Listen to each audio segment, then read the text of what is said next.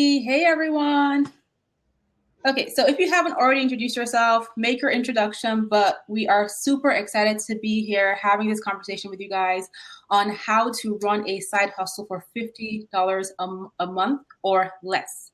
And if you guys are part of the Clever Girl Finance tribe or you are new to the tribe, you will find out that I'm all about increasing your income.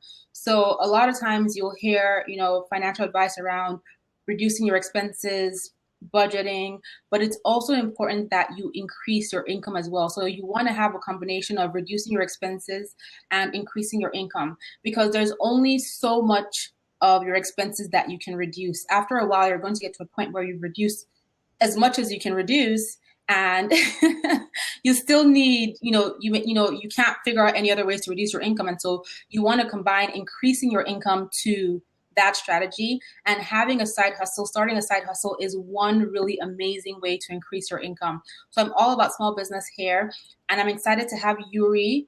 She is a side hustle coach and a small business coach, and she's going to be talking us through how to start this side hustle for less than $50 a month.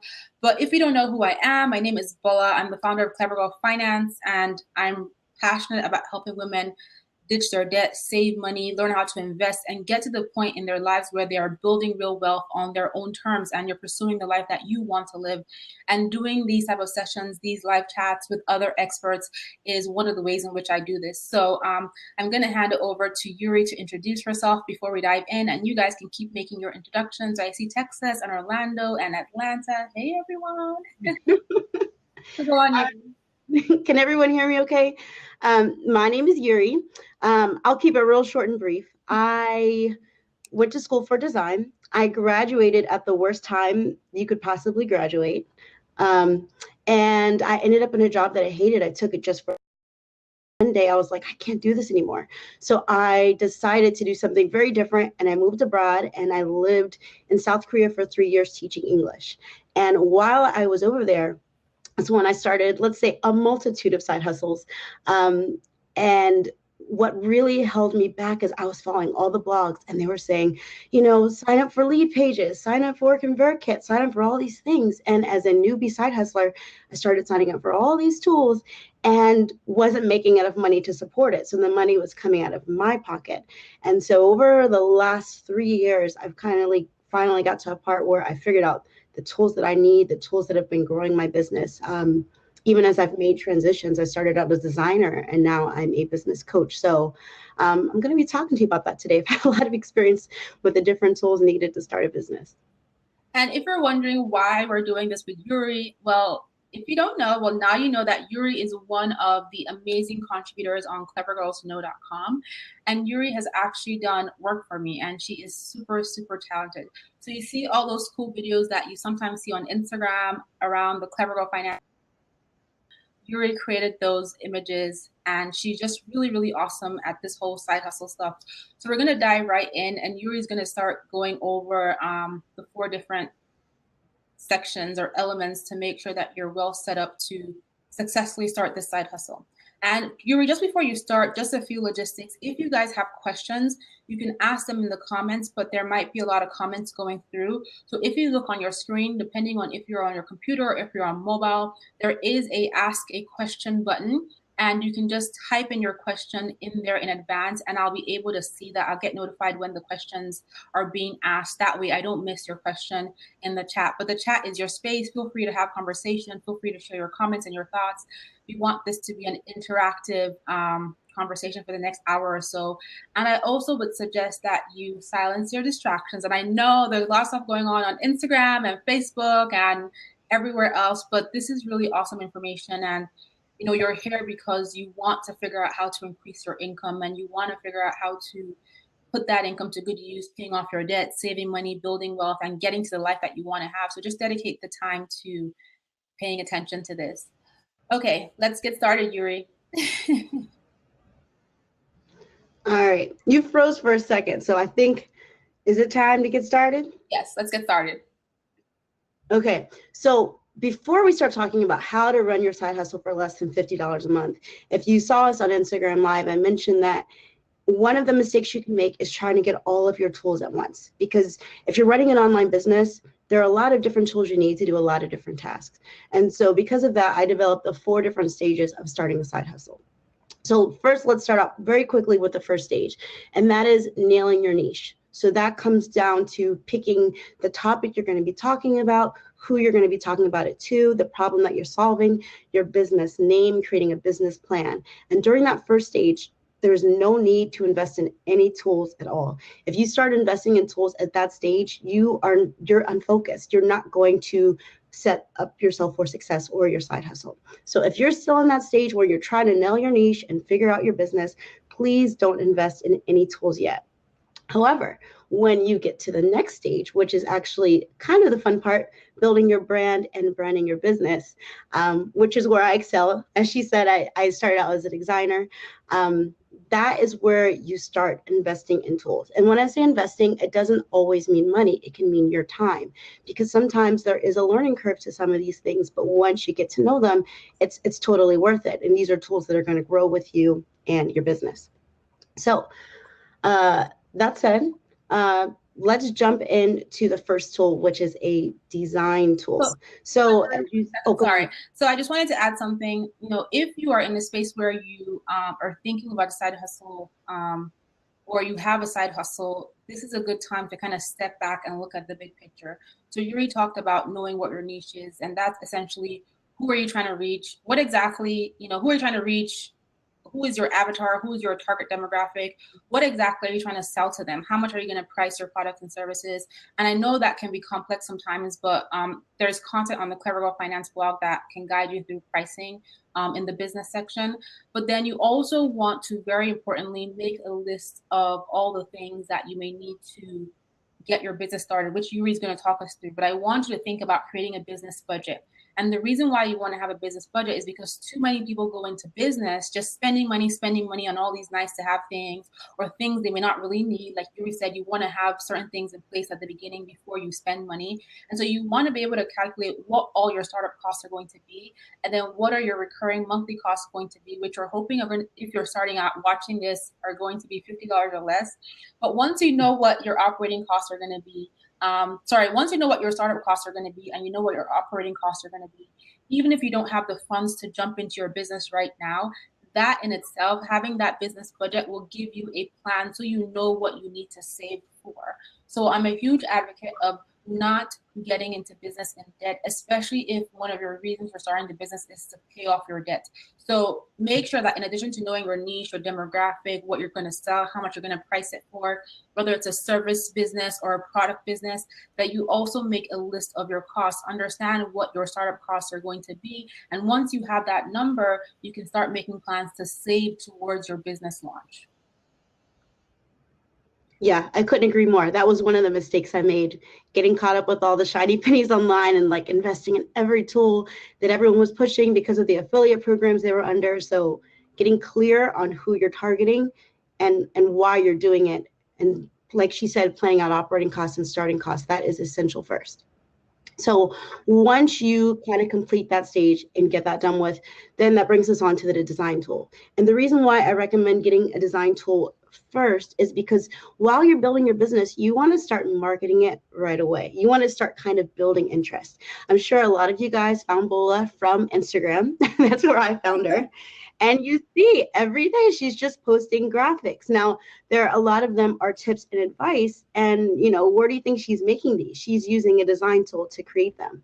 And so while you're starting your business, while you're kind of planning your website, before we get to all of that, start finding a design tool. Now, there are 2 that I particularly recommend. One that everyone kind of seems to know now is Canva.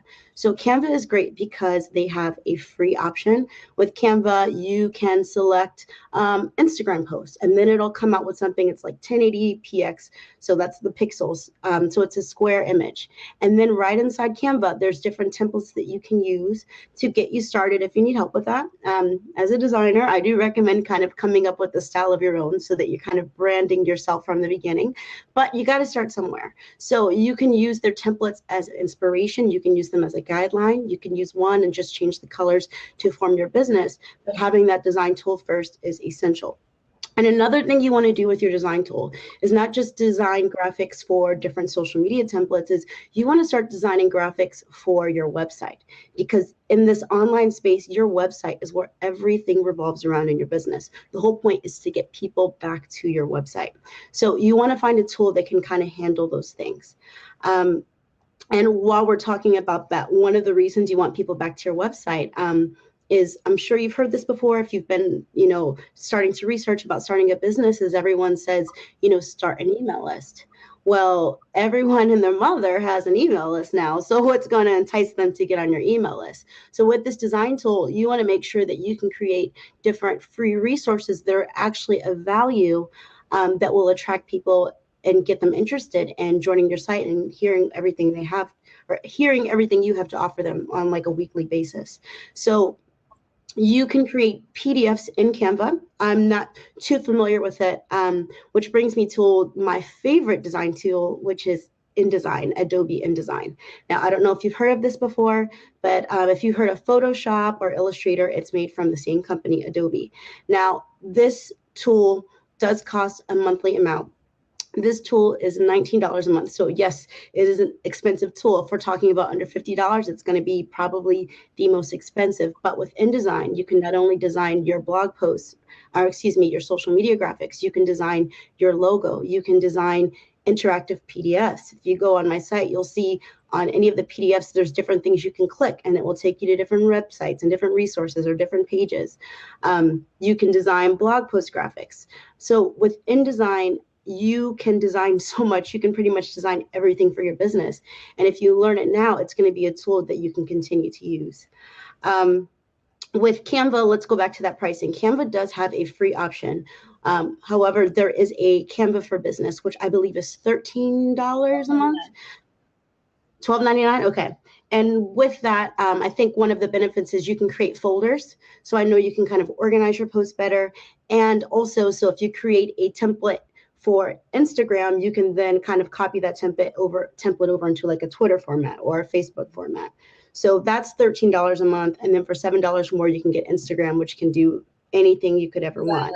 You mean what's that? $7 more you can get InDesign. Exactly. Thank you. That's what I meant. I'll just add to what you said.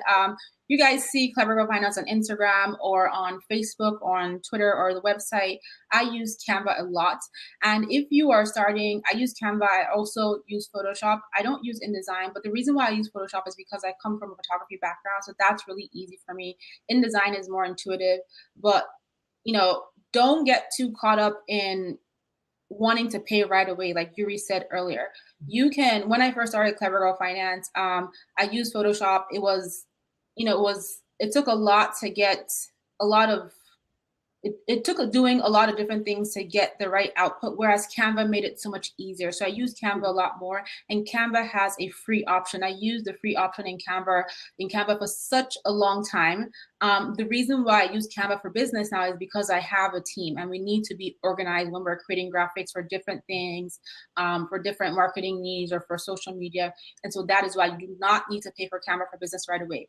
And if you're in a space, because one of the big comments I get from people around business is that, oh, I'm not creative, I don't know how to create pretty graphics. I'll tell you, start with 1 or 2 simple colors. Don't try to make yourself a graphic design expert, right? You don't need to be that, but just make clean, simple images. And also, YouTube is your friend. There's tons of content on YouTube on how to use Canva. Canva has an incredible tutorial that you can find on their blog or through a link on their website. Just go to Canva and search for how to or help. And Canva has a really amazing template. So in all honesty, once you go through Canva templates, just find the one that you like and change up the colors, and voila, you are branded for yourself. So you want to keep that in mind. You don't need to start off paying any fees right away, but you also are going to need to put in a little bit of effort and get creative with creating your branding images. And you can use Canva to create, like Yuri said, content for your Instagram, for your Facebook, for your Twitter, for your website. A lot of the images on my website come from Canva. And if you're trying to find, stock photos to put into Canva, like to create an image with like a girl in it, or to create an image with, I don't know, somebody holding a cup, you can get free stock photos. So there's a ton of websites that can give you free stock photos. And one of my favorites is pexels.com. And just Google free stock photos and different websites will come on. So I'm going to type that in the notes so you can keep talking. Yeah. And just to go along the lines of that, so again, I've used Canva. I've used it for clients, like I'll design it somewhere else and then I import it into Canva because it's just such an easy tool. If you did want to see like an idea of what Instagram is like, I do have a free Instagram course and it teaches you how to use Instagram. Okay. So if you did want to check that out, I can leave a link in there later. Yeah, I'll send guys, all of you who are watching this as a replay or all of you who are live, I'm going to send you an email with the link to Yuri's course. Let me write that down so I don't forget. All right. Let's see. Are we ready to move on to the next tool? Yep. So, all right. Any questions, guys, for Yuri or for me? Okay, we can move on. Okay, cool. So you have a design tool. You've been designing graphics, let's say blog post graphics, social media graphics, maybe some category buttons for your website. So now we need the website. We need to start creating your home base. So the next tool I recommend, I only recommend one in this one. Well, I think do you use Squarespace? I use Squarespace. Yeah, Squarespace is what I recommend. When I first started my business, I was on WordPress and I even did coding on WordPress. I was hired to design websites in WordPress. And then someone had mentioned Squarespace and I was like, oh, I'll check it out. I mean, I'm a WordPress girl. And then I went on it and I love it. It's super easy. You can create anything you want in Squarespace. And the best part about it is that it's super affordable. So they do have an annual plan and a monthly plan. If you pay annually, it totals out to $12 a month. So what's that, like $144 up front with a 10% discount as well. Or if you're, more on a budget and you're just trying to be frugal right now, you can pay $16 a month. But again, Squarespace does everything. Every business tool that we're going to talk about from here on out connects back to Squarespace. Yeah, I'm a huge fan of Squarespace. Do you have anything to add? I use them for my website, and so Squarespace has, two benefits. If you know nothing about website creation and you can't really afford to hire a designer, then you can use a Squarespace template, and they have some pretty awesome templates, and use that to get your website off of, you get your website off the ground. You can use that to get your business off the ground. And keep in mind that a lot of people want to start their business in perfection. You don't need to start your business in perfection. You can start, with a Squarespace template, pay the very small monthly fee. And once you start to generate income into your business, then you can hire someone to fancify up your website. So my Squarespace website is highly customized only because I have a web development certificate. So I was able to do that. But when I first started Clever Girl Finance, I didn't have time to build my own website. So I used a template. And then once things kind of settled down from me launching the business, I went back and I customized it. So Squarespace is a great platform because, and this is not sponsored, by the way. So Squarespace, for watching. So I went back and I customized my website, and and you can do the same thing. It's a great platform because if you use a template, you can always, modify the template. You can always hire a developer to help you and stay on the same platform. So and it's really intuitive. It's really easy to use. And again, YouTube has a ton of videos on how to use Squarespace. Just go on YouTube and search. When you are starting a business, you need to get creative. You're going to need to figure out how to do a lot of things on your own, especially when you're not spending a lot of money. And even if you have a ton of money to spend, why not do what you can do on your own first? And when you get to the point where like, okay, I'm too busy or I can't figure this out, hire someone. This will help you save money. So if you log into Squarespace, they will also give you a 14-day trial so you can pick and choose what templates you want to use. If you get overwhelmed with it, take a break, come back, open your YouTube. And Squarespace also has a really, really excellent customer service crew and a really awesome user support section. And just to kind of piggyback on what you said, with starting out on Squarespace and not being overwhelmed. So when I first started Squarespace, they only had maybe like 20 something templates. And now I want to say they have over 50. So don't get overwhelmed with that. But just for example, even though I know Bola said she developed hers, but mine is based off of a template, and I coded some things here or there, but our websites don't look anything alike. So don't think that because you're starting with a template that it's going to look like everyone else's, because that is the beauty of Squarespace. But also don't get down the Squarespace rabbit hole, because it's so easy to change things. Don't go changing things every day or every week. Okay. So just start out with something clear. Like when Bola was saying, when you're designing your graphics, pick one color or two. Start out simple at first, because like she did, you can always go back later and customize it more. Because are you trying to start a business? Are you trying to make money? Or are you just trying to design and have fun with it, right? So keep the focus. But Squarespace, I don't recommend any other tool for someone who's just starting out. It's the easiest. And one thing I did when I was starting Clever Girl Finance, when I was trying to figure out how I wanted my brand to look, because none of the colors I use on my business are my favorite colors, right? But I wanted to have a brand that was pretty and attractive to my audience base. And so I went on Pinterest, I created a secret folder, and I just added images and quotes and things like that were designed nicely and that spoke to my theme.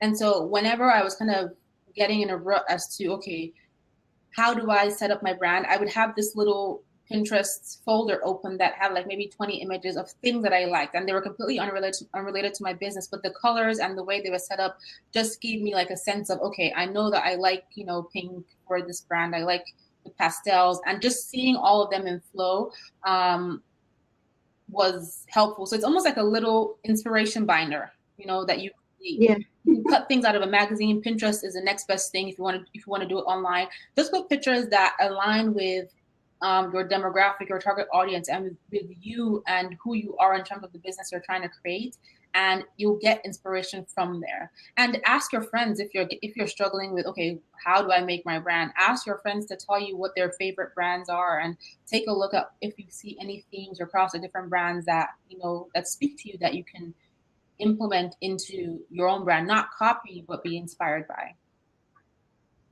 And just to add on quickly to what you're saying with that, I did the same thing with Pinterest. I use Pinterest for everything as inspiration. But if it's okay if I say, I do have a resource, it's called the Color Meanings Cheat Sheet.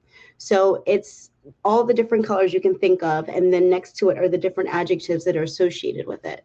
So if you're thinking, I want my brand to give off this feel, like these are the colors that are associated with it. So. All right, you just made me go over all that stuff, and you have a tool. Oh God. I'm going to send you guys Yuri's tool. I'm like, on Pinterest. Create a okay. You just need. I do both. I'll put it in the email I send you guys after this. Yeah. It mentions that in there, so don't worry. All right, cool. Okay, so you nailed your niche. You build your brand. Now it's time to set your systems. This is one of my favorite stages, because systems, workflows, this is what I love when it comes to side hustles. So this is a stage where you really start picking and choosing the tools that are going to run behind the scenes of your business. So let's start with something simple. Let's just say your email address. So when you email myself or you email Bola, it's like info@clevergirls, or I was going to say Clever Girls, no, info@clevergirlsfinance.com. For me, it's Yuri@viayuri.com. So those are professional email addresses. So how do you get that? Well, you get that through Google for Business, which is now called G Suite. Now you can actually set that up through Squarespace, and that's $5 a month, which is totally worth it. So you can do it directly through G Suite. So you want to get that in place so that people can start emailing you formally, or you can start reaching out to people behind the scenes. Another thing that you'll want to get in place when you sign up for that email address, you'll be a part of G Suite. So you'll have a business account. So you're going to want to start setting up your folders and different systems like that. Get organized now, because I tell you, when things get crazy, you're going to get in the weeds later with everything going on. Start to develop your organized systems now. For this is where my content for my blog posts are going to go.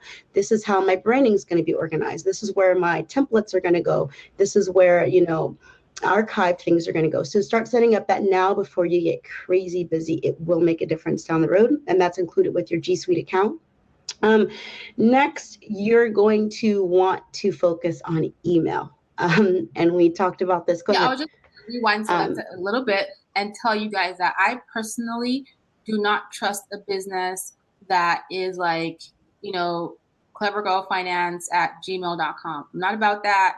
If you are serious about business, whether it's a side hustle or not, you want to appear professional because the whole point, right, is getting your customers to get to know you, to like you, but most importantly, to trust you. And when you think about your behavior as a consumer, if you're buying a service or you're buying a product, the only reason why you give your money to the service provider or the product creator, no matter what it is you buy, the only reason you give your money is because you've gotten to the point where you trust them to some degree. And for many, many people like me, that at Gmail, at Yahoo is just not enough for me to want to give you my information.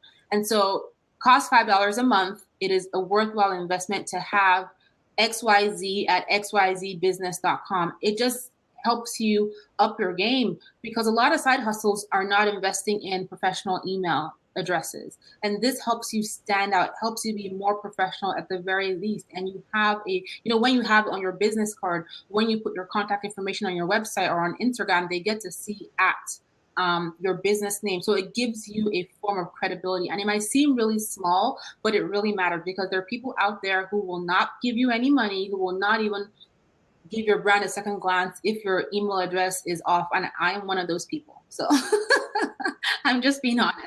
And you probably are too when you think about how you spend your money online. No one's going to take your business seriously if you don't take your business seriously. So I doubt Bola would have hired me to do any sort of design work or anything for her if I didn't have a professional website, if I didn't have, an email address. But again, all you need to do that is G Suite for Business and a website. You need Squarespace. These are easy tools that are inexpensive. Okay, so let's talk about email. I'm sure everyone has heard why email is so important. So I'm wondering, how did most of you hear about today's webinar? Was it through email? A lot of you who signed up today or a few days ago got an email, right? Yeah. So we spoke. So email is how you communicate with your audience. Yeah. So email is an essential tool. Now, I'm just going to sidetrack and do a short story. This is one of the traps. Email is like the biggest trap when I just spent and invested in way too many tools way too fast because everyone was preaching about the benefits of this and the benefits of that. So for example, I don't know if you've heard people talk about lead pages.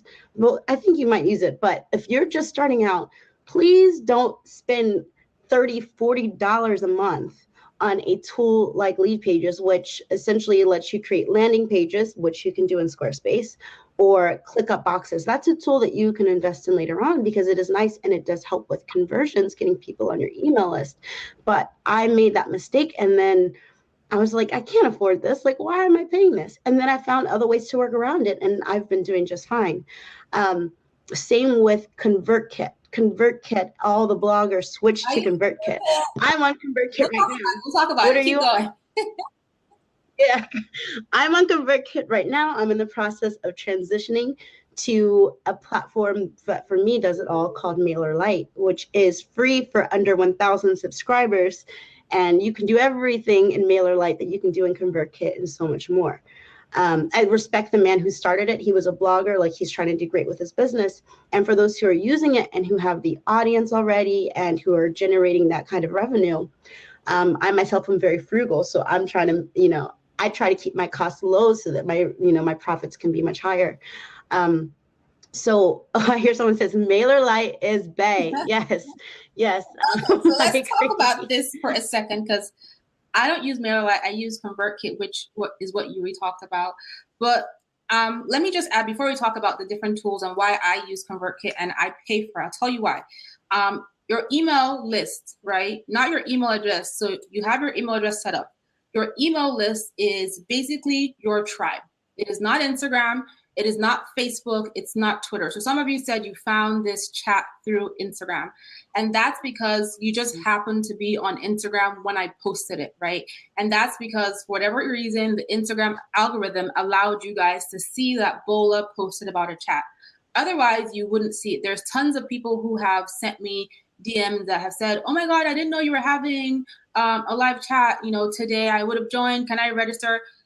You don't control that. You don't own Instagram, you don't own Facebook, you don't own Twitter. And at any time, these platforms can go away. Anybody remember High Five or Friendster? Snapchat is like going all the way down now. So you don't own these platforms. They're great to leverage, but also because you don't own them, you don't control how your message gets out.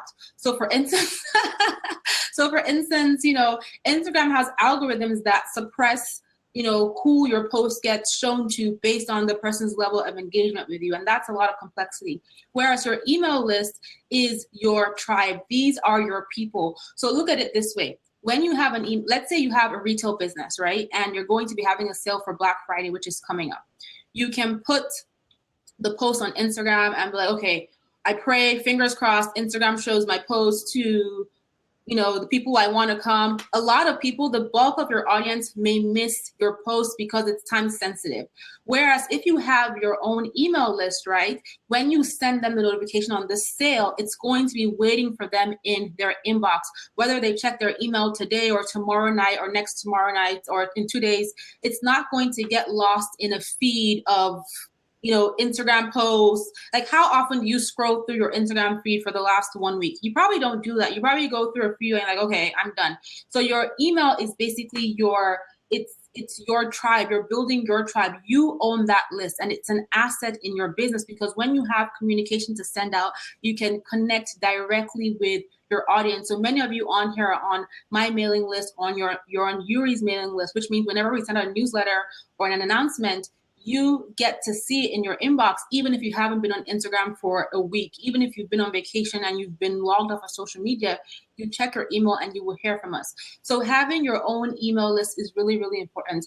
And the other question I get from people is, okay, what if I have a side hustle idea, I've put up my website, but I don't yet have a product or service to sell? You still want to be building your list, because when you do have a product to sell, you will have people waiting to buy from you. When you do have a subject to teach, you will have people waiting, willing to learn from you. And think about the fact that for you to give somebody your email address means that you have a level of interest in that person's business. So essentially, you are a warm lead to that business. All of you who join my email list or Yuri's email list, you join because you have an interest in what we're doing. So you are, in a sense, a warm lead, as opposed to someone who's just scrolling through Instagram, seeing a post like, yeah, okay, that's cute, I'll follow her. But they're not that compelled to give me their email list because they're interested, but they're not that interested. And as a business owner, who do you want in your tribe? People who are interested in what it is that you have to offer. So email building, whether you have a product to sell yet or not, really important. It's one of your key assets. Think asset now for your business. So let's talk about mailing lists. Email. Well said. That's something.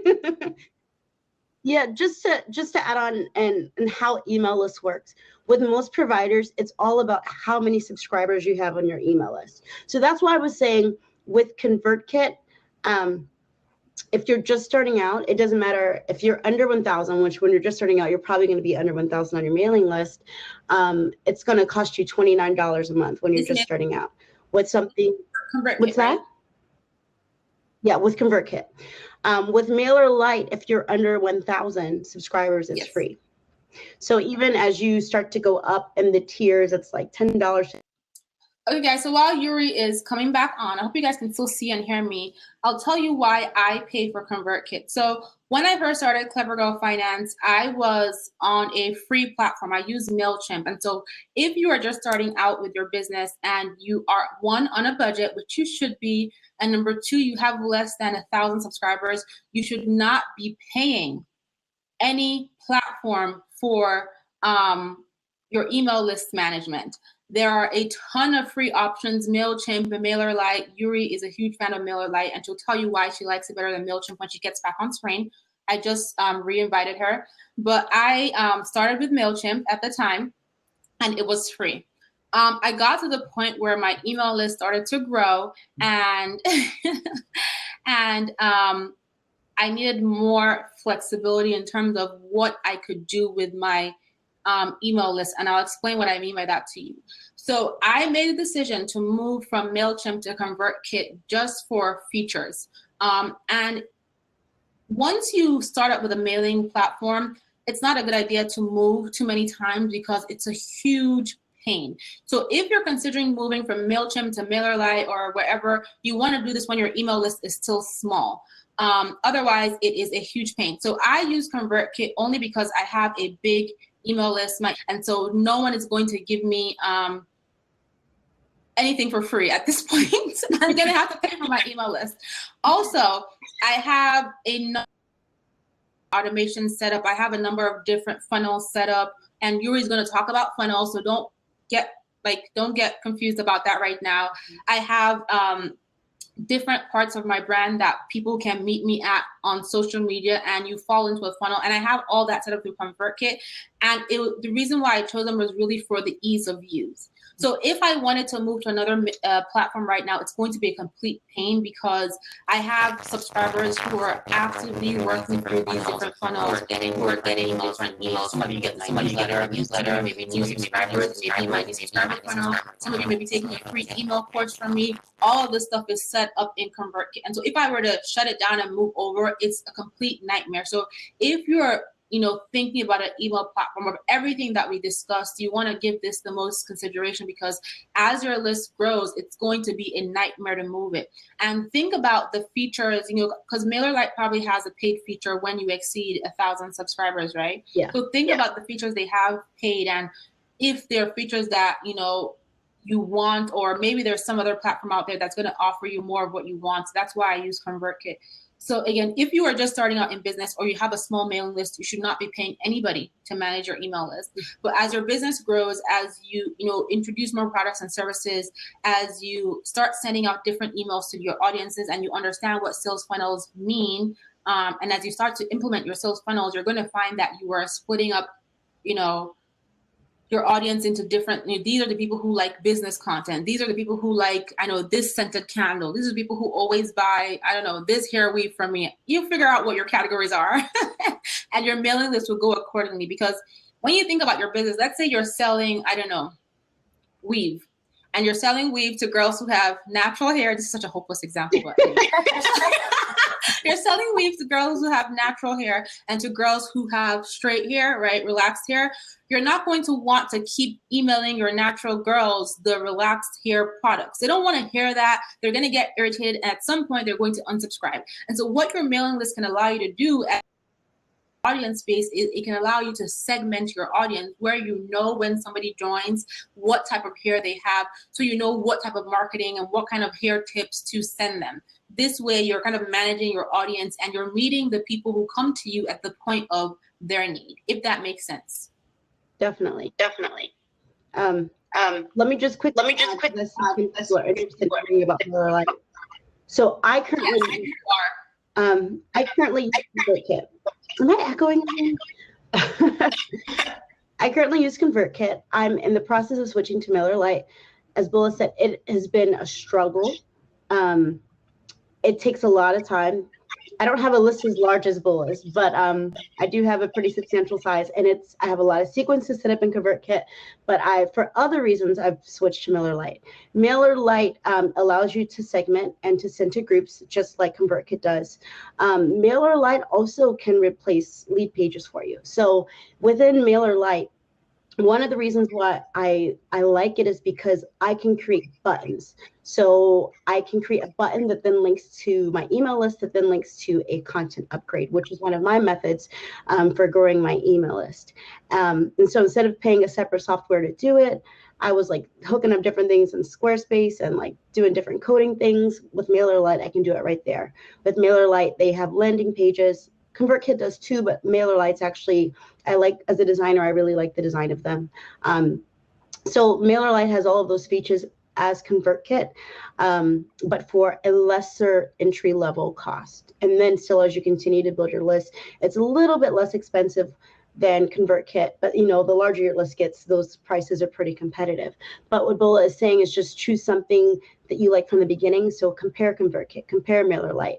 The reason why I don't recommend MailChimp is because as we're talking about segmenting your list, so say someone is in the transition of doing from natural relaxed hair to natural hair, so maybe they are on both sides of that list that she was talking about.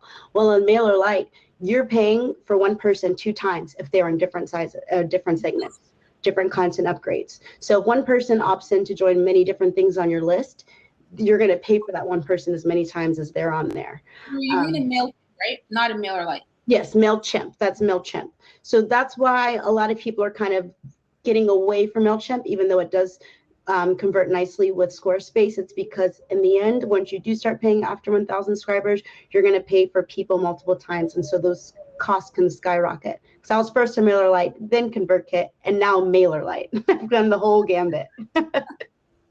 Yeah, so if you're small, you have the flexibility to test out different platforms. You can create a ConvertKit account and just log in and see what the layout looks like. Create a MailChimp account, log into it, see what the platform looks like. Create a MailerLite account. Yuri likes MailerLite. I thought MailChimp was okay. I think that at some point they're going to catch up. There were a few things about MailChimp that I do miss. So for instance, MailChimp had the capability to tell, so some really good things about MailChimp that ConvertKit doesn't have, but I'm willing to kind of forego. With MailChimp, you can segment. You're just going to pay for your if someone is on 2 lists, you're going to pay for them twice. But when you look at the costs and compare them, once your list starts getting big, even though you're paying, I mean, it's relative. It depends on the platform you're comparing. But one of the features of MailChimp that I really liked was the fact that I could tell where my audience was located at what time. And so MailChimp will allow me to send, if I had an audience in Canada or in Australia, and then I have audience in the United States, it'll allow me to break out what time people get my emails, because timing matters. If you're getting an email in the middle of the night, you're probably getting other emails, and you may, as your emails come in, you may lose sight of the email I sent you. So I like knowing where my subscribers were. Like if I wanted to plan an event, MailChimp gave me stats on where my most subscribers were coming from. ConvertKit doesn't do that. The other thing is that MailChimp has really excellent email templates, whereas ConvertKit is all just write some words and send it and get over yourself. So you have to figure out, again, like I said, pick the features that you think are going to work best for you. I don't care about fancy email templates because, I'm providing content and value. I'm okay making my own images. If you are a business that creates products and you want to make sure your products are showcased beautifully and you want to leverage a pretty email template, then maybe MailChimp is what you might want to use. But for me, it doesn't matter. So think about your type of business and then compare the different tools. Read reviews online. Yuri likes MailerLite. I like ConvertKit. I still like MailChimp, and figure out what works best for you. One last thing I'll say, those 2 things that you mentioned about MailChimp, you can do in MailerLite. So in MailerLite, you can send by time zone, and MailerLite has great templates for landing pages, forms, emails, and you can just create one template, create one theme, and just reuse it. So you can do those in MailerLite. It looks like MailerLite for the win. When you're starting out, when you're just starting out. I'm not moving my email list anywhere anytime soon. It took me like 3 days. So it's taking about a week plus now. Once you find the platform, just stick with it. Otherwise, it'll completely throw you off when you're trying to move, when you have a bigger list, because your subscribers are going to be in different parts of your sales funnels. And when you move, you're going to have to start building all those things over from scratch. So this is one of the big decisions you make. Find a platform that you like, you're comfortable using. Okay. Good. Okay. I think we've covered email. Questions on email, guys? It's that important, though. That's why it was a big segment. It's that important. And you guys will be getting this as a replay, so don't feel overwhelmed. You can watch this over again. I'll be emailing this to you guys too. Okay. We're still on stage 3, setting your system. So email is just one of them.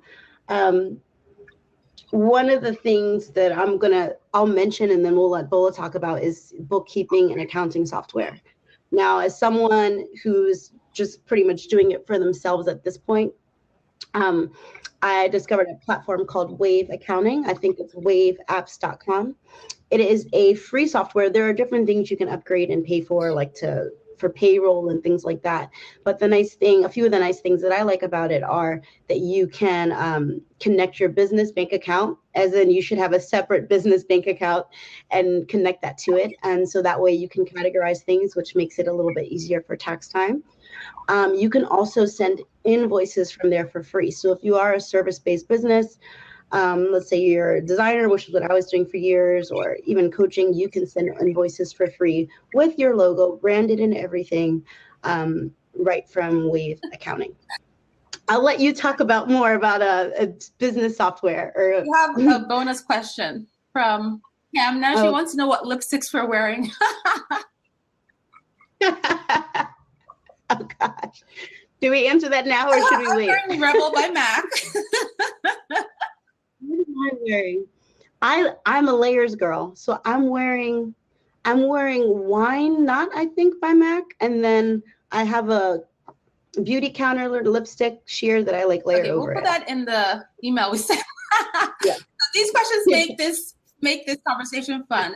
So one thing I'll add is that there's nothing wrong with using the apps to manage your business finances. As a matter of fact, you should be using the apps to manage your business finances because they make it so much easier. Wave Apps is a great one. If you are not satisfied with that, you can pay FreshBooks or QuickBooks $5 a month. Just have a system in place. What's really important is that you need to separate your personal finances from your business finances for a variety of reasons. Number one, you want to know how well your business is doing as a standalone business. And when you intermingle it with your personal finances, you have no idea. Number two, what was I going to say now? I lost my train of thought. Oh, number two, if you're an LLC, if your business is an LLC, by intermingling your personal and your business finances, you actually override all the protection the LLC, the limited liability company, offers you when you are intertwining your personal finances. So one of the benefits you get from an LLC is that if your business goes under or somebody tries to sue you, they can only come after what the value of your business is. But when you start to commingle your personal funds and all that stuff with your business funds as an LLC, you override all of that. So if I sue you, I can come after everything that you have, including your personal finances. And then when it comes time to tax time, if your business is making a profit, you're going to have to pay taxes. And the last thing you want is to be in an audit and start getting fined. And businesses do get audited. People get audited. You know, it's very common and it's very randomized. So there's nothing you're doing that there are things that you can do that can make you more susceptible to an audit, but people get audited for no reason. So you want to make sure that you have the separation, because when you get audited, they want to see records, and it's a nightmare to go back and start digging through, oh, what was my grocery bill? What was my website fee? And trying to figure out. So use the apps, categorize your things correctly. I will add that the apps don't care about your business budget. The apps are apps. They all run on code, which means they're like your calculator. All they do is crunch numbers you give them. As a business owner, you're the CEO of your business. You're the key decision maker. And so you have to determine how you're going to be spending your money. The apps are not going to tell you that. They're going to say, oh, you're spending money. Okay, here's the total you spent. Oh, you saved money. Here's the total you saved. So you want to have a business budget. And on your business budget, you're going to highlight what your expenses are every single month. You're going to track your actuals against what you budgeted. You're going to be able to see your startup costs, your operational costs. You get insight into how much you're actually spending and how much you're actually, you can put how much you're making in your budget as well. Take it from the app and compare it to how much you're spending. And you can use that information to make decisions around your business. So that's very high level. There is another chat series that you can find as a replay on my site on business budgeting. There is a ton of content on the website on business budgeting and business finances. So clevergirlfinance.com and do a search for business. But at the very high level, you need to have a business budget and you need to separate your personal and your business finances. Definitely. Okay. Should we move on to the next? Still on stage 3. Okay. let's see. Can we shift gears and talk about social media schedulers for a moment? Because that's a part of setting up your systems. So I know half of you guys said you found this chat through email. Half of you said you found it through Instagram. Now, I don't know. Do you personally use a scheduler, or are you always just posting? It depends. So I use a scheduler called Meet Edgar, which you don't need if you're a brand new business, because I create a lot of content. And one of the ways I grow my audience, which all of you should be thinking about growing your audience, is by making sure people see my content. So Meet Edgar allows me to, helps me put my content out on various platforms, Facebook, LinkedIn, Twitter, in a cyclical way. It means that it's always posting something out there. I don't have to manually go in. I post on Instagram for the most time manually with the girls on my team, only because Instagram is my kind of like my home base platform. It's my most comfortable platform, and only because Instagram is a space where is a space that has given me an opportunity to get to know and engage my audience, and I get really valuable insights from them. So I get to know what they want to see. I get to talk to them. I get to see what their pain points are. They get to know me because I respond on Instagram. So I do that on my own. I'm kind of getting to the point where I'm like, okay, I need help. So I have someone on my team that kind of helps buffer posting. It's not always me, but I like to have manual control. A tool I use when I have on Instagram to schedule my blog posts, because I have a ton of blog posts as well, is Later, but I only use that to hold my blog post so that if I'm kind of out of inspiration on what to post on Instagram, I can open up my Later and refer back to some content I created a long time ago and just share a blog post with my audience. So it depends. Well, I've heard of Meet Edgar. I believe, is it like $39 or $29, $49 a month? But the main difference between Meet Edgar and the other scheduler platforms is that Meet Edgar never runs out of content. It continues to cycle your content in an infinite loop. It never runs out.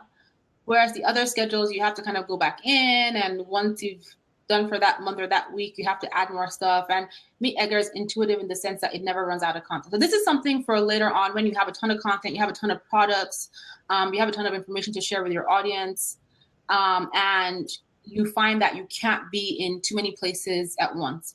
Starting out, when I started out in one place, and that was on Instagram. So focus on one platform. It could be Facebook, it could be Twitter, wherever you're most comfortable or wherever you think your audience is sitting, start on that platform and make that work. And then you can add on another social media platform.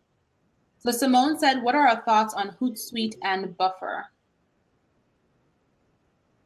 Well, I do have thoughts on that. And I kind of wanted to, again, piggyback on what you were saying with Meet Edgar, because I have some recommendations. I actually have something that is like Meet Edgar, where it's the same thing, where it cycles through those posts. You make categories and it never runs out of content. It's at a much lower price point. And then I also have 3 recommendations for kind of. Was it IFFT or one of those? No. It's a new one. It's called Smarter Q. It's called Smarter Q. My problem, I'll just tell you guys again, as your business starts to grow, you're going to run into a lot of problems. So my problem now is that I'm so embedded into Meet Edgar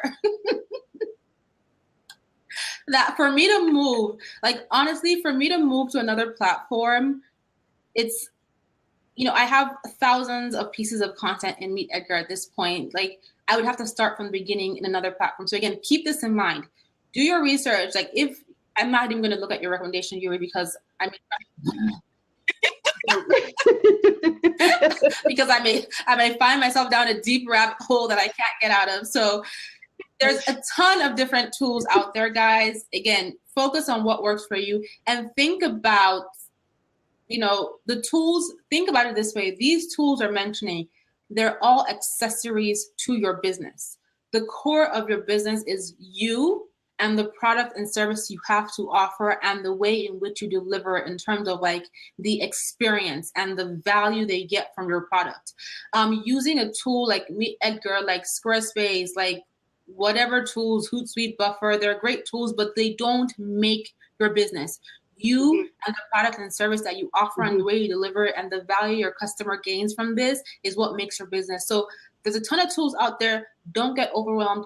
Do some research, pick the ones that work for you and go with them. And if you get to a point that, if I ever get to a point where I'm like, okay, I'm done with Meet Edgar, I completely have to move to another platform, then, I probably have to make it a team effort and we figure it out. But at this point, like, it's not a good use of my time to shift away from them right now. And I like them. So just think about that as you work with your other tools. And I agree. So part of it's a part of what I do. Other people come to me, one of the kind of brand clarity calls it off are setting up systems and setting up workflows. That's really a passion of mine in business. And so I personally love discovering new tech. I love trying it out. So I'm only mentioning these things just because it's a part of what I do. It's a part of my brand, discovering these kind of tools and tech and what's hot on the market. But there's always going to be another tool. There's always going to be something that surpasses. I heard about another competitive Squarespace now. I mean, it's always going to be something else. And so Bola is a great example. She's found things that work for her. They have taken her business to this level and beyond, and she's going to stick with them. So we're giving you recommendations of tools that you can start with that can grow with you.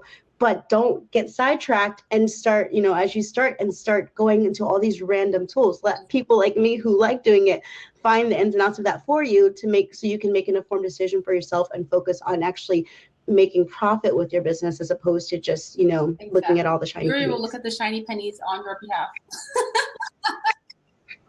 Yes. It's just because I saw someone mentioned it in the comments. Planoly is an Instagram app that has a free and a paid version. That's it. When I do post on Instagram, I got to get back on that. That's the one that I use. I recommend. You can plan out Instagram stories. You can do all that stuff, and it is free. So I know someone mentioned that. So that's another free tool that you can use when Bola was saying to start with one platform. If you wanted to start with Instagram, like she does, that's a great tool for that. If you wanted to start with Pinterest, Board Booster starts at $5 a month. That's a tool that I use. So as she said, pick one tool to start with or one platform to start with, and then find tools that kind of work for you on your budget. Try to find something that's free at first or very minimal cost, like $10 or less. And guys, on Yuri's site, she has a lot of blog posts where she compares different tools, like pros and cons. So Cassandra, she probably has a blog post on SmarterQ, or she probably will have one very soon.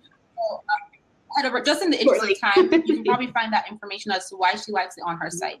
So let's get through the other key things you guys need to know about starting your side hustle. Well, let's just go ahead and move on to the last stage. And this stage, we'll try to make pretty brief because we've moved through the last 3 stages. This is the final one. This is about setting up systems for your services. So if you're just starting out with your side hustle, I know a lot of people have dreams of doing like this infopreneur lifestyle where everything is digital product based and you're making all of this money passively. But if you're just starting out your business, it doesn't work like that. You have to build the audience first. And so if you're looking to make some sort of significant income, I recommend you have to start off with some sort of service. For me, it was design services, and now I do kind of these side hustle coaching, planning sessions, and business workflows. But I started out with design services and then coaching services. They're still a form of services. And so setting up services can kind of be a whole nother animal. But there are free tools that you can use to make that process easier. Did you want to talk about, are there any tools that you use with your accountability group or? So, well, I mean, I guess it depends on your kind of business, right? So if you're a business where you have physical products to sell, you want to make sure that you're looking for a website that has e-commerce capability. And again, you want to think about credibility. So a lot of people will build a website and then just put a PayPal link. To me, I'm not, just the way I behave, I probably won't buy from you if I go to your site and I just see a PayPal link and it links me to another site on PayPal, and then the email is like, beautifulprincess@21@gmail.com. I'm not buying from you. So if you have a business that has a product, you're selling something, whatever you might be selling, a physical product, you want to make sure that you look at a platform that has a e-commerce capability. So that's an awesome tool to help you be able to not only collect payments, but that whole payment processing will stay on your website, and you can, process the entire order through with the customer on your site. So Squarespace has e-commerce capability. You may pay a little extra. Shopify is another one. So if your business is pure, you have multiple products to sell, not just one or two products, then a lot of people tend to lean more towards Shopify because they make it a little bit more easier for product, pure retail. Whereas Squarespace allows you to have a good balance of, makes it easier when you're balancing content and a few products here and there. So that's an awesome tool. If you're offering a service like a coaching business or a course, there's a ton of great platforms to create your course. So there's Thinkific, there's Teachable. There's Kajabi. I used to use Thinkific and Teachable, but I've now moved my academy onto my own platform. So I'm not tied to any of them, but if you're starting out, that's a great way. That is, a low cost. They're not necessarily low cost, but if you're charging a fee and you have people paying a subscription or paying for the course, then in essence, those platforms can pay for themselves from the fees you're getting from your customers. If you're offering coaching, you want to have a way to manage your coaching clients, to manage their feedback and their updates to you, to allow them to schedule their time without having to email you 100 times, to allow them to reschedule and cancel. So an awesome platform is Satori. It costs $29 a month. It allows your coachee to create their account, enter their information, schedule their time, make their payments, reschedule, and they can also see your calendar. Another really awesome, and it allows you to have contracts in place. So if you are coaching anybody, you need to make sure you have contracts in place that cover what it is that you offer and what it is you do not offer. So Satori helps you manage all of that. It's Satori. I put that in the notes when I stop talking. The other one is Acuity. Acuity is a little bit more complex in the sense that, and it's not as intuitive as Satori, but it costs a lot less. It costs $10 a month, and you can do the same thing. They can fill out forms there. You can set up contracts and put it in there. It's just not as nice to flow, but it works perfectly. So those are some tools that are useful depending on your kind of business. And then the other thing, I know Cassandra had asked about tools for Pinterest. So Tailwind is a great tool. Board Booster is a great tool. However, it's not Pinterest approved. So there's speculation out there as to if Board Booster is something people should be using. A lot of people are moving away from it. And then one thing to keep in mind is that you hear people talking about Pinterest. Pinterest is a great way to attract an audience to your site, but you have to, again, keep in mind that Pinterest has its own strategy, like Instagram has a strategy, Facebook has a strategy, YouTube has a strategy. You want to focus on one, do your research on how the strategy works, and then put your efforts into it. Don't try to start posting on Instagram, Twitter, Facebook, Pinterest, and spend all your time creating content for all these 10 different platforms. You're going to overwhelm yourself, and it's really not going to have that much of an impact. Master one platform first, get comfortable with that platform, that social media platform, and then move on to the next one. Okay. Hi. Sorry. Whenever I talk, he comes around. Yeah, and just when you were going along with that, when you were saying Acuity Scheduling, they have a free plan as well. You can do most of that. I don't think you can add payment in the free plan, but you can do most other things. And I also threw another one in there, Dubsado. That's not who I currently use to handle all of my kind of clients. They do everything kind of like Satori.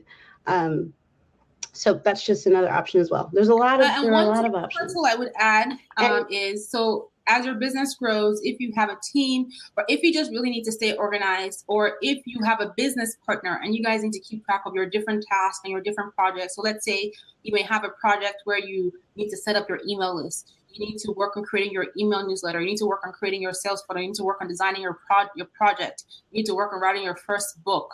You need to work on marketing on Facebook, creating Facebook ads. These are all different parts of your business. And if you have them all in your brain or on a notebook, it can be hard to manage them all. So a tool I use to manage my task and my team members' tasks and to organize Clarigal Finance as a business as a whole is Asana.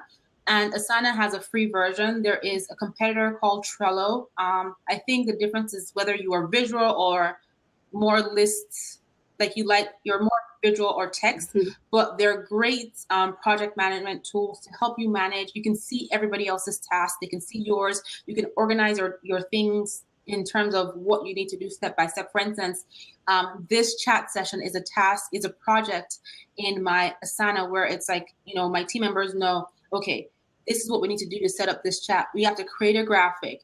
We need to let the contributor know about the graphic so they can share it too. We need to create a verb. We need to send an email. We need to post it on social media. We need to have the actual event. We need to post the event. We need to send the replay to the viewers.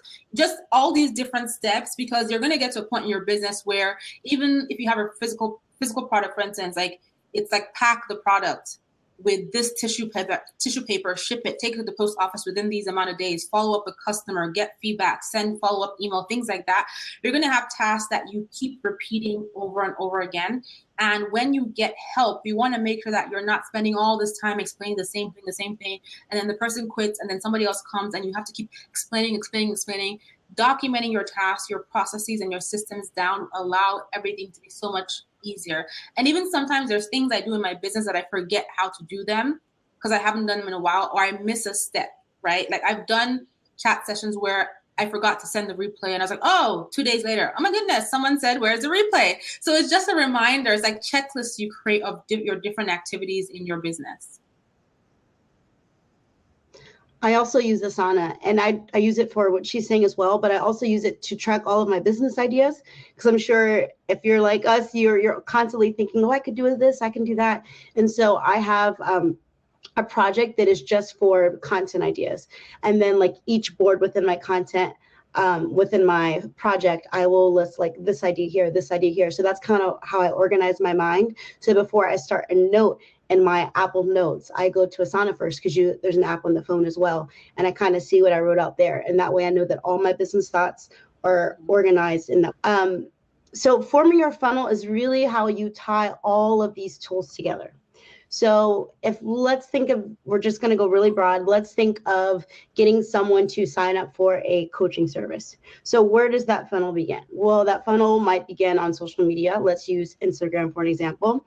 So you might be using your design tool, Canva, to create graphics on social media. But then you might need help remembering how often to post on there, and kind of organize that ahead of time, batch it in one day. So then you use a free tool like Planoly to remind you to post all of your Instagram graphics. And then someone finds you on Instagram, and then where do they go now? Well, they're probably not going to sign up for your service right away. They're going to maybe want to go to a blog post or look at a content upgrade that you made. So then your next step is to get them to your website, which while they're on it is to get them on your email list. So you have to think of how these tools kind of work together as a system to get people to actually, purchase from you, so this isn't a hobby, so it actually is a business. So you have to think of how these tools are going to flow together. So the last stage is really tying them from introducing yourself into actually someone purchasing from you. So that's the last stage, getting it all together. And as you see, like, it takes all of the tools working in conjunction with each other. And this is another reason why you don't think of every single tool that you're going to need right now. Think of what stage you're on in your business and start there, because it can become overwhelming. And I'll just add to what you said and say, if you're starting your business or you're new to your business and you don't have a sales funnel, like Yuri said, the sales funnel is just the path that leads your customer to a sale, that leads them to purchase from you. And when you think about your business, especially as a brand new business owner, your goal should be to get people to get to know who you are. So that's using those tools to post on social media, maybe create some Facebook ads, whatever it is you're doing to attract your audience to your brand. Once they get to know who you are, you need them to get to like you. And they get to like you through engagement, by seeing your consistency, by seeing that you can actually add them value. So let's say you're in retail and you sell clothes, for example. A lot of people are like, well, I just sell clothes. How can I get them to see value? You can provide value to your audience by posting on social media how to style, examples of women who look good in this blouse. Like, that's ways you add value, and it compels them to start to like you. I love this store because, I got this top, I can wear it 100 different ways, but how did they figure out how to learn it 100 different ways? They saw you sharing that content. And then the next step after they get to know you, get to like you, is that they get to trust you. And so ideally you want to have a sales funnel that introduces them. And you want to, it's great to have, your Instagram doing the whole get to know me, get to like me, get to trust me, but you want to bring it a little closer to home. So at the beginning, we talked about when somebody gives you their email address, it means that they have a certain level of interest in you. They like you. They're more of a warm lead. And so you can put your sales funnel inside your email platform, inside your home base, where when someone joins your email list, you incentivize them to get to know you, get to like you, and as they go through the flow, get to trust you. And even if they don't buy from you right away, they've gotten to know all these things about you. So it's having, at the very minimum, a welcome sequence, and it can be 2 emails like, hi, welcome to Clever Girl Finance. This is what we do. Here's a coupon for you, or here's some really great styling information as a second email. But you want to make sure that when they come into your email list, they're not just there and it's dead silent. You want to at least send them a welcome email. Hey, thank you so much for joining. This is why our brand is so great, and here's something of value for you. So I know it's a lot of information, but when you hear people say, oh, passive income, this is the kind of work you have to put in to be able to generate that passive income. If you want to build a business where you're only in the business an hour a week, and it's generating you money while you sleep, you have to lay the groundwork. So this may sound like a lot, but it really isn't, because we talked about a lot of tools and you don't need all of them. You just need a few that are going to work for you. So Yuri, you have a great summary of how all these things tie into $50. I want you to break it down. All right, so let's start off with the design tool. Let's say it's Canva. So let's say Canva costs $13 a month. Let's say you decide to do Canva for Business. That's $13 a month. Next up would be Squarespace, which would be your website platform. Let's say you're just paying that monthly and not yearly, so that would be $16 a month. Next would be your email address, which we went over how important it is to a professional. I know I'm using my phone. Awesome. So we have 13 for Canva, and then 16 for Squarespace, and then $5 for your email address through G Suite. So we're at $34. And then next, we really it's up to you at this point, because the rest of the tools we mentioned, you can kind of get for free. One thing I had on my list that I didn't get to talk about was DPD, which is another kind of product delivery service. I pay $10 for that monthly. But after that, it's really up to you. For your accounting software, Wave Accounting is $0. If you use a scheduler for Instagram, such as Planoly, that's $0. If you start off with Buffer's free plan, that's $0. And if you were going to use one of the service accounts that we said before, Acuity Scheduling is $0, or I think right now their entry-level plan is $15. So that brings you at $49.